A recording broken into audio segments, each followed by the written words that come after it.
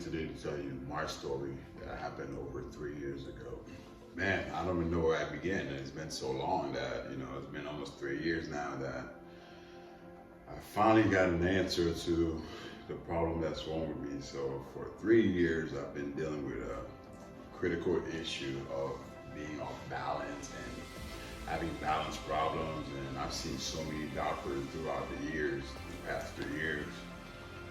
And I'm just thankful to tell you guys a story today because, it's been a hell of a ride, but first things first. Before I begin, I want to share an incredible story with you guys that happened way before, when I was a kid. My sister, who suffers from sickle cell anemia, this lady my mom raised used to have visions in Haiti. She used to go to church a lot, and my uncle was pretty big on church. We're very spiritual people. My mom's Catholic, I'm Seventh-day Adventist, but my uncle, he's very spiritual. But she used to have visions and dreams from Jesus. And one time my sister was really sick, and she ended up in the hospital, and she stayed there for quite a while. And nobody thought she was gonna make it. Even the doctor told my uncle she wasn't gonna make it. But my uncle, who's very spiritual, told the doctor that there's only one person that says who dies and who doesn't die. That's God.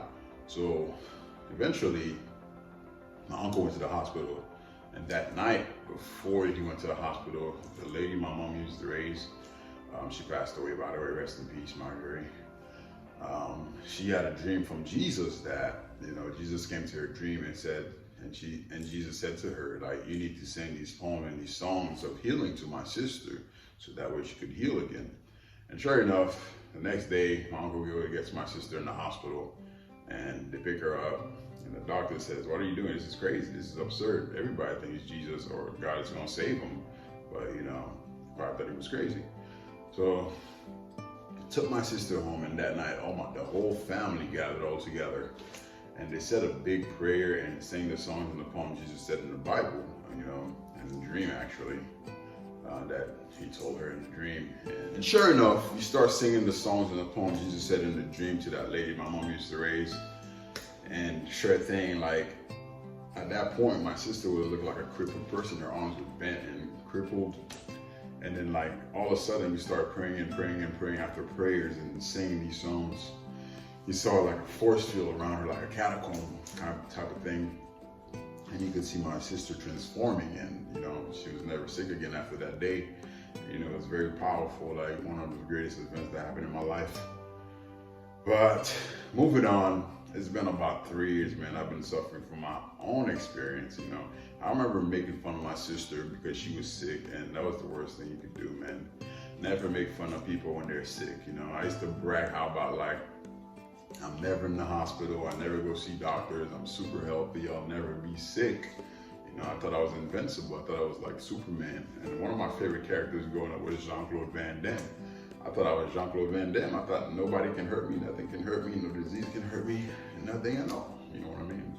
But about 3 years ago, I was heading to Miami to see my cousin who I haven't seen in like 17 years. And, I was going down there for the Haitian festival as well, because every May we go to this Haitian festival, me and my friend and my brother.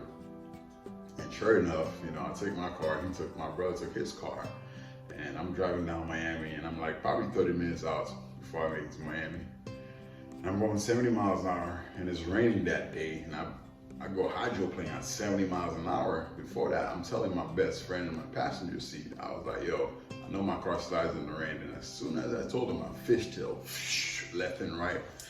My car is spinning left and right, and I look left. I see the big old brick wall that separates the highways, like the roads. And then I look over it, it's like grass and a fence, like a car prevention fence thing. And I see everything going on. It's crazy that when you're like in a bad situation, like, everything was in slow motion, But thank God, no lie. Thank God I've seen Fast and Furious. In that situation, I was like, what would Vin Diesel do? You know what I'm saying? So I thought I was Vin Diesel. So I look at my friend, I see him like panicking, and I see the fear in his eyes. And I look back, I see this black car behind me, and this lady's coming like right behind me. I'm like, all right, I can't crash into this lady because, that's not gonna be good either. So I swerved my car to the right, looking at the brick wall that I was about to hit. Because if I hit that brick wall, I don't know if I'm gonna make it home or ever make it in life. I'll probably end up dying. So I swerved my car, I slowed down and hit this fence, and the only thing that got messed up was the front bumper. Like, thank God.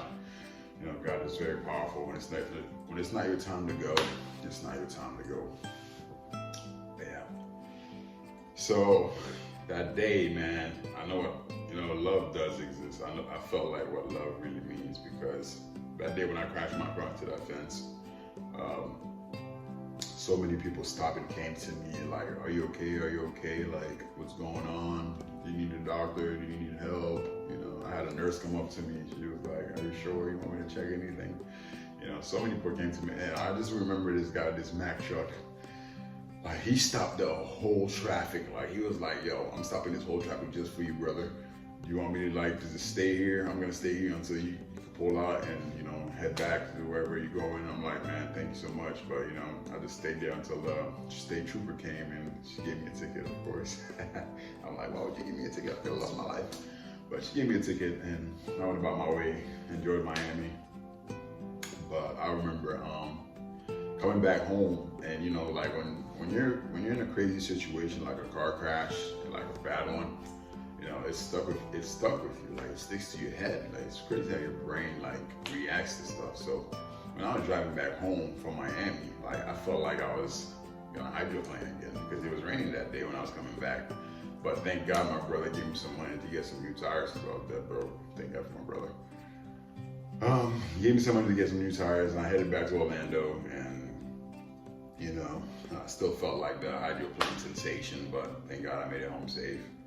But ever since then, man, I had a sharp pain down in my right leg ever since that car accident. Like 2 weeks later, I started having this sharp pain down my leg. And I remember being in my mom's house one day, and I was in the kitchen, and like, it started hurting really bad. But before that, when I had the leg pain, I would work out, you know what I'm saying? Because I love the gym. I love going to the gym. So I did like a leg day that day. I put on 5 plates, 6 plates. I'm working out on the leg. I'm like, this is probably gonna make it better. I felt like I made it worse at that stage. But when I was at my mom's house that day, my leg pain got so bad, like it traveled down to my leg, like down to my calf. It felt almost like jello. Like, it was like a jello feeling, like somebody had water in my legs, inside my legs. That's how heavy it was. And I'm standing there, and I'm talking to my brother. He's at the kitchen table. I'm like, oh my God, bro, I feel so dizzy right now. I feel like I'm gonna pass out. And he's like, yo, you need to sit down. You need to sit down before you pass out. So I'm like, yo, I don't think I'm gonna make it. I don't think I'm gonna make it.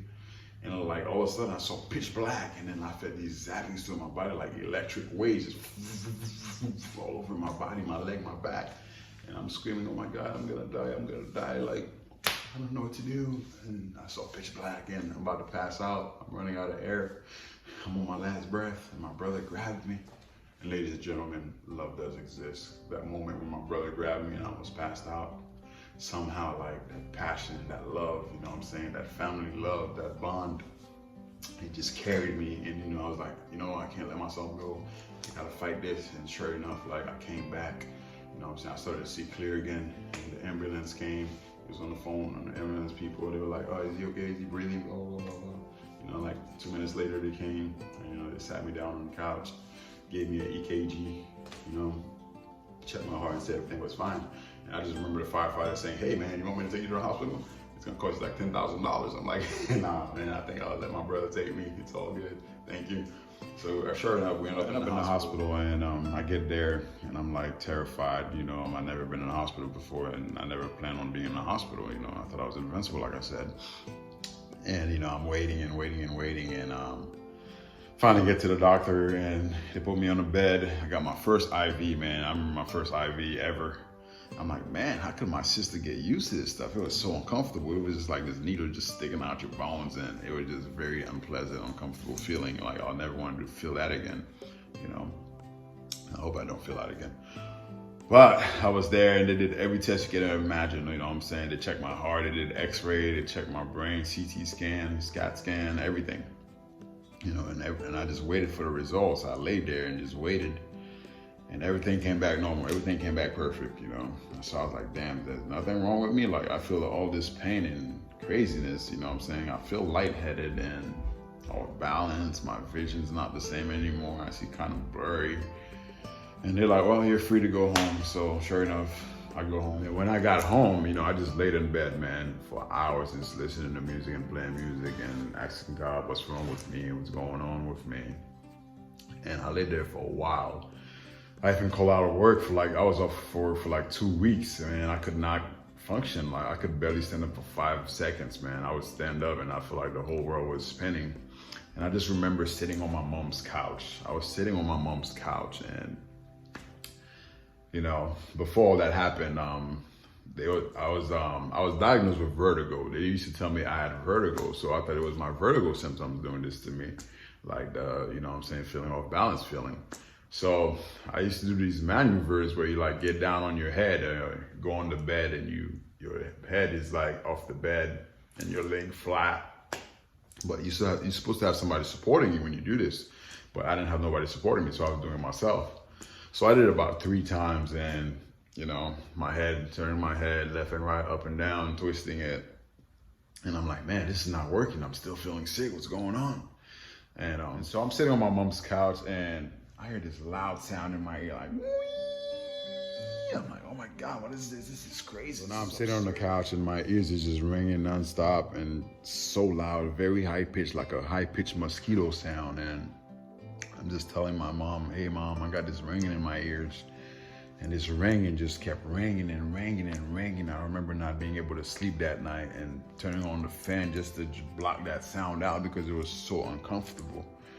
Man, it was just so crazy. Day 2 passed, day 3 passed, day 4 passed, and so many days went by, and the ringing was still in my ears. And it's like, Mom, I think this is like permanent. I don't think it's ever going away. I laid in bed for about 3 weeks until I did my balance exercises. This ENT, ear, nose, and throat doctor told me to do what you have to use your eyes and throwing a ball and juggling it around under your feet and under your legs. All these crazy balance exercises that the ENT had me doing. And eventually I was doing those balance exercises because previously I was diagnosed with vestibular disorder. So I seen this ENT, and before I seen that ENT, guys, I gotta tell you this story right here. I had no insurance. I hit 25. When I hit 25, you lose insurance. And that time, my mom had told me I need to sign up for insurance, but I procrastinated and I didn't. So I had no insurance, and all this stuff was happening to me, being off balance and not having vision problems and not being able to drive far and drive anywhere pretty much. So I go to see this ENT, and they tell me it's gonna cost me like $600 just to see the ENT. I'm like, oh my God, I don't have $600 just to say hi to a doctor or just tell him, my symptoms, and he does nothing for me. So I leave the office like real sad. I was so sad that day and depressed. I go back home, I'm like, Mom, I'm so sad. Like, I don't have insurance. There's no way I can see this doctor. And she feels bad for me because, it was just like miserable. Like not having insurance is kind of tough. I mean, just to see the doctor was $600. Just imagine like how much a test is gonna cost. Ladies and gentlemen, this is why I say God is amazing, God is powerful, and He works in mysterious ways. Because when I had no insurance, I gave it a second shot. I went back to the office. I was like, please, lady, is there something you can do for me? And she went to the doctor and she described my symptoms to him. And sure enough, he told me if I had $200, he would take me in. Sure enough, he took me in. I did everything. He did all the tests for me just for $200. Like, thank God. I'm speechless because I don't even know what to say because, God is powerful, like I said. So I got seen, and he told me I had vestibular disorder where I had to do these balance exercises because my left ear was weaker than the right ear. So I had to do these exercises to get my, my balance and everything back to normal. Sure enough, he said, do it for about 2 weeks, and if you don't feel better, come back. So I did it, and I started feeling better. So finally was able to go back to work. And going back to work, it was the hardest thing in my life, because it felt like I was not in control of my car. Like I felt like I was going left or right, and it was just like unbelievable. My vision was like, I was trying to focus, but my vision couldn't focus. And I'm feeling like I'm swaying left, I'm swaying right, and I'm just like, oh my God, I don't even think I'm gonna be able to stand up at work. So the whole time I'm worrying about it, and maybe like 3 days, 4 days go by, and I finally, I finally got it together. And I started feeling better. So I got seen, and he told me I had vestibular disorder where I had to do these balance exercises because my left ear was weaker than the right ear. So I had to do these exercises to get my, my balance and everything back to normal. Sure enough, he told me I had vestibular disorder where I had to do these balance exercises because my left ear was weaker than the right ear. So I had to do these exercises to get my, my balance and everything back to normal. And then I'm working, and I felt this massive pressure in my head, like somebody was inflating air in my brain, like in my head. It got so like crazy that I couldn't stand it no more. I'm a server, and I was serving this table. I had a plate in my hands. I'm trying to run to the table, and I'm like, cause I know I wasn't gonna make it.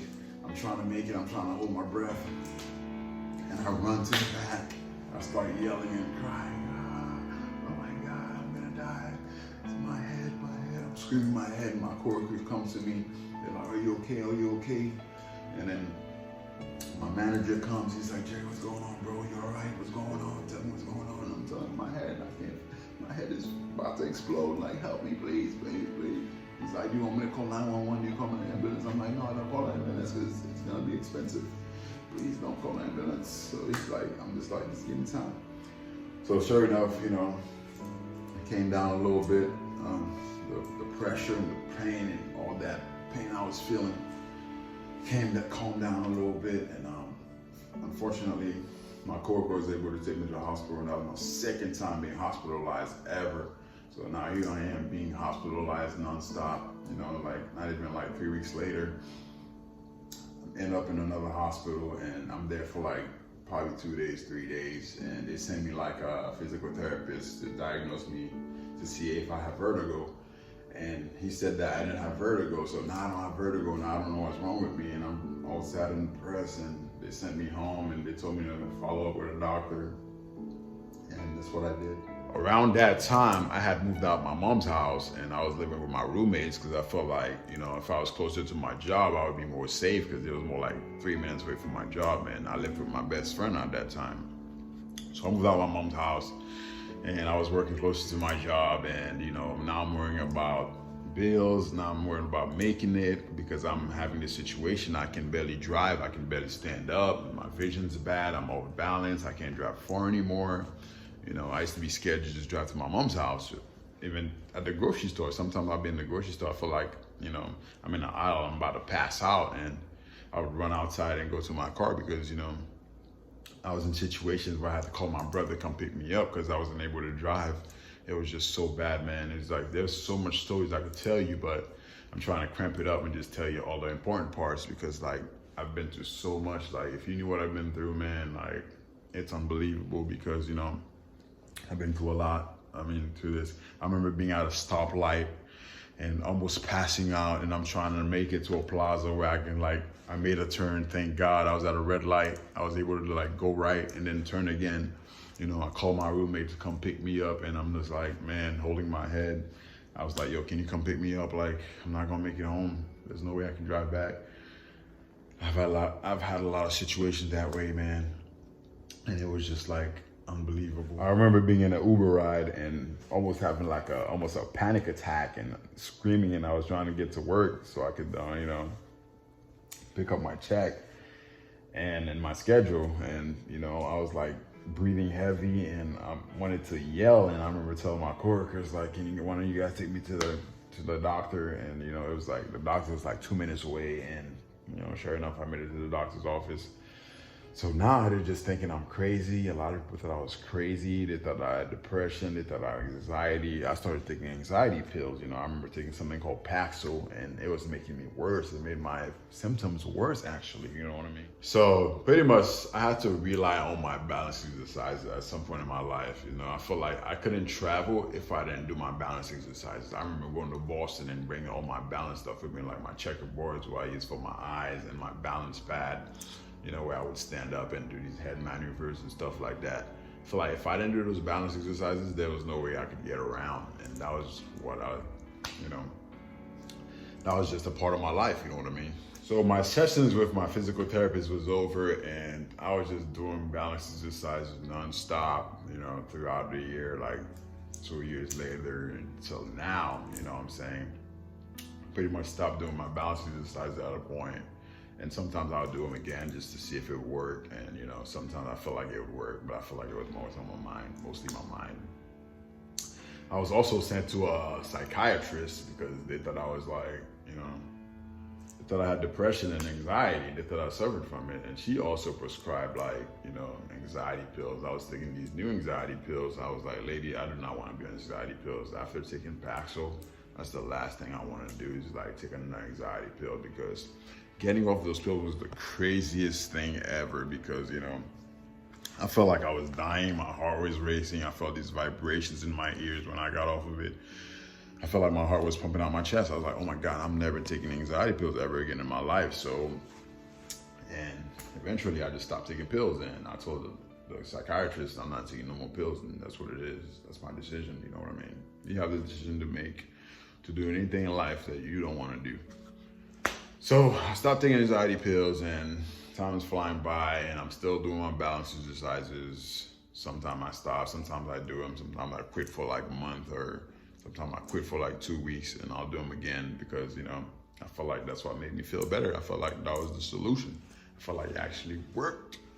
Before my balance problems, I used to believe that, I was allergic to alcohol for the longest time. I thought alcohol started this, because every time I drank or went out with my friends, which was like Monday, Wednesday, Friday, Saturday, I would drink because my friends would want me to drink, and they would make fun of me if I didn't drink. So I would drink, and I would be drinking alcohol, and like I would have these long episodes of hangovers. They'll last like a month.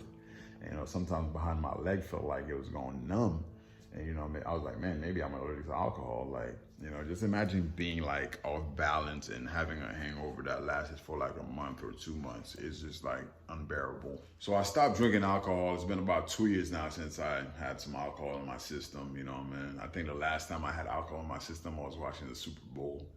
And, I was just sipping on this wine, and all those symptoms of balance feeling just came back like the following day, and it was crazy. It's like, damn, every time I drink, this stuff happens to me. It just gets really bad. Like something is wrong with me. I need to find out what it is. And so for the longest time, I thought, alcohol was my problem. And then, like I said, the ringing in my ears, I was diagnosed with tinnitus, ringing in both ears.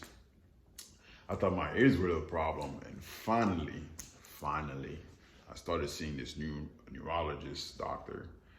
And she was like the last option. This was like the last option to me, guys. This was like the last doctor on the planet that I had to see. Like there was no more options after that, because I've seen every single doctor on the planet, I told you.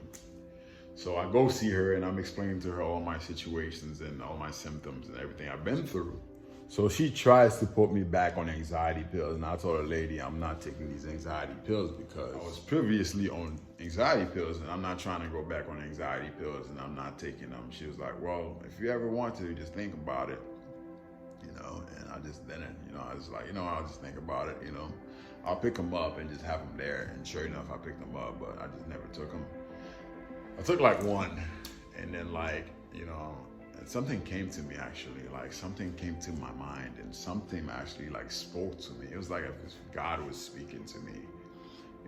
It was like, hey man, why don't you just do all your tests again? Like MRI, CAT scan, just do it again. It never hurts to try again, Just don't lose hope, just try again.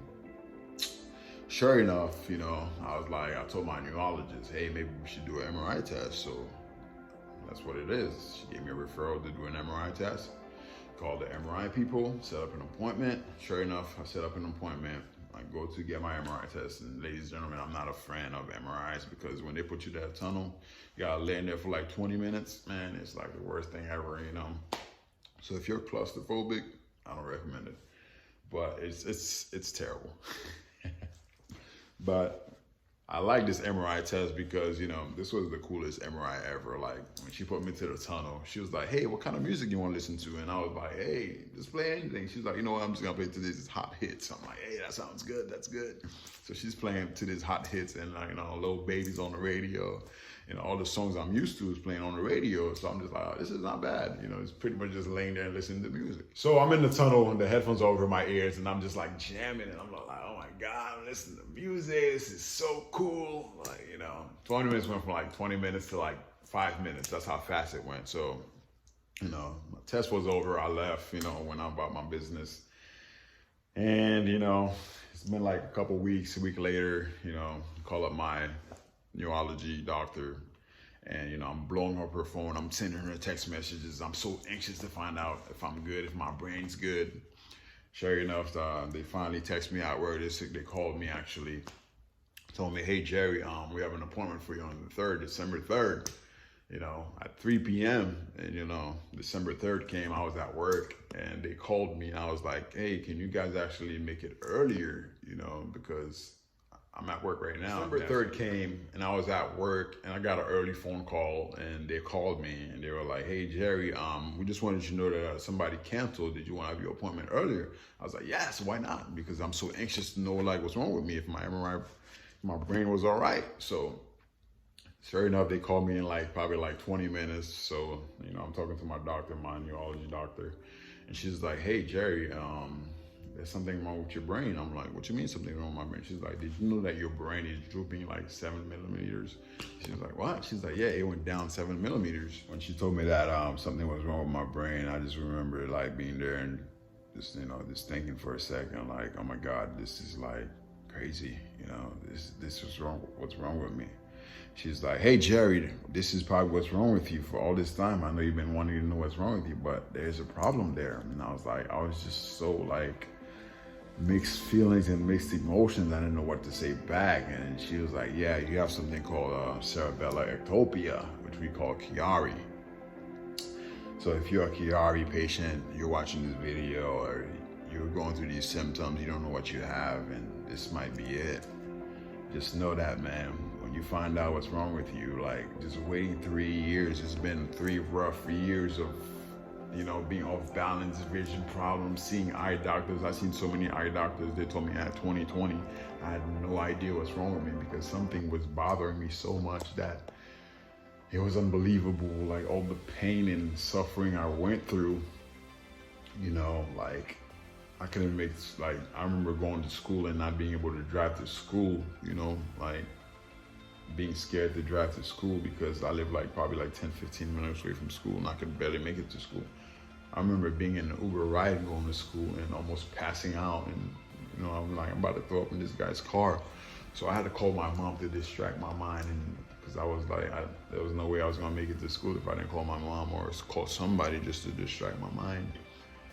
And most important part, like while I was going through all these emotions and, you know, I didn't know how to feel because like, you know, I've been through so much. When I found out what's wrong with me, when she told me that something was wrong with my brain, I can just look back and just be like, oh my God, like, even though like I went through all this pain and, you know what I'm saying, not knowing what's wrong with me, I graduated college, you know, as an honors student, you know what I'm saying? And I never been an A and B student. And this year, like, I wanted to be an A and B student and I did it, man. You know, I pushed myself. I was an A and B student. I graduated honors. I made the dean's list. My name's on the wall. Like, everything was just happening so fast. And I just felt like, you know, so happy because like, you know, I believe in myself, and there's something so powerful that when you believe in yourself and when you have the willpower, you can change the world, you can conquer the world, you can do anything. You know what I'm saying? So never give up, always push yourself. So when I found that I was diagnosed with cerebellar ectopia, I had so much emotions and mixed feelings, you know. And Mom, if you're watching this video, or down the road you're watching this video, I'm sorry I didn't want to tell you, you know, right before Christmas, because this is your first time being off for Christmas. Since the last time I remember, you're never off for Christmas, but I didn't want you to be sad or unhappy. But if you're watching this video, Mom, I just want you to be happy because, you know, this is a blessing, you know what I'm saying? This was God's way of saying that never give up on yourself because, you know, nobody's born perfect. You know, never make fun of people who are sick or people with disabilities or, you know, what they're going through. You don't know what they're going through, so don't make fun of them because karma is real. You're going to get yours. Like, I really wish I never made fun of my sister when she used to go to the hospital or be in the hospital all the time. You know, I wish I could take that back, but God works in mysterious ways. Like, I'm not mad, like, knowing what's wrong with me because, you know, I got to accept, you know, it's life. Life is life, you know, and things happen. You know what I'm saying? And knowing what's wrong with me now. Finally knowing what's wrong with me is a blessing because, you know, God doesn't always answer you right away, you know what I'm saying? Sometimes it might be the next day, it might not be the next day after that, it might not be next year or the year after that. Sometimes it just takes time. You know, he puts you through these tests and trials to see if you have faith and if you're strong and if you believe in yourself, you know what I'm saying? And that's what he does. And you know, it took 3 years, but I'm so grateful and happy that I finally found out what's wrong with me, you know. And I have to see a neurosurgeon on January 4th, so prior to this, I'll be making a video after I talk to the neurosurgeon to see what they're gonna do, if I'm gonna need surgery on my brain or not, knock on wood. But you know, I'm just thankful and happy for knowing what's wrong with me, finally knowing what's wrong with me, and it's amazing to know. So after finding out that I was diagnosed with cerebellar ectopia, Chiari malformation, I went and researched on Google, you know, what are the symptoms and stuff like that. And it said that if you have cerebellar ectopia, you're not supposed to be working out or lifting more than 15 pounds. And, you know, I was curling like 50 and 100 pounds, bench pressing, doing all these exercises, high intense cardio. So thank God I came up on that, because I had to stop, because like there was a point in time like my neck started hurting and my back started hurting, like my spine started hurting. And it said like on there, it said that you can damage your spine working out if you're doing like weightlifting. So I'm like, man, so all this time I thought I was sore, you know, from working out, but actually I was actually hurting my spine, you know, hurting my neck and hurting my back. I was putting all this stress on my neck, which you're not supposed to. You're not supposed to lift more than 15 pounds. So about 4 days ago, I stopped working out, and now my neck is like in pain and my spine is in pain. And I'm like, oh my gosh, this whole time I was actually hurting my spine and I didn't even know what was wrong with me. And like, thank God now I know what's wrong with me. Hopefully that it's not too bad. You know, when I speak to the neurology, you know, neurosurgeon actually, hopefully I didn't damage anything, and hopefully it's good news. I will definitely let you guys know when I make the next video after I see the neurosurgeon, to let you know what they're gonna do to me, if I need surgery or not. But I hope not, you know, knock on wood. I hope I don't have to get surgery. But thank you guys for watching. This is just part of my journey, you know what I'm saying? I wish I could tell you guys more. There's so much more to this, you know, there's so much more pain I went through that's unbelievable, that the average human probably wouldn't last a day going through this, you know what I'm saying? Just imagine being dizzy for like 3 years, off balance for like 3 years, or like sometimes I had these like tingling in my body, like ants crawling in my body for like months, you know what I'm saying? Like crawling to your head, your feet, your toes, your chest, every part of your body. I would have these tingling sensations, you know, thinking I was allergic to alcohol. All this time, you know, I thought I had like an ear problem and stuff like that, but actually it was my brain. I had a brain problem, you know, which happens at birth. So I'm just thankful that I got an answer, guys. But like I said, I'll let you guys know what happens after January 4th when I see this neurosurgeon. I hope you guys have a Merry Christmas and a Happy New Year. It's the most wonderful time of the year. So guys, enjoy your Christmas. Happy holidays. Until next time, ciao.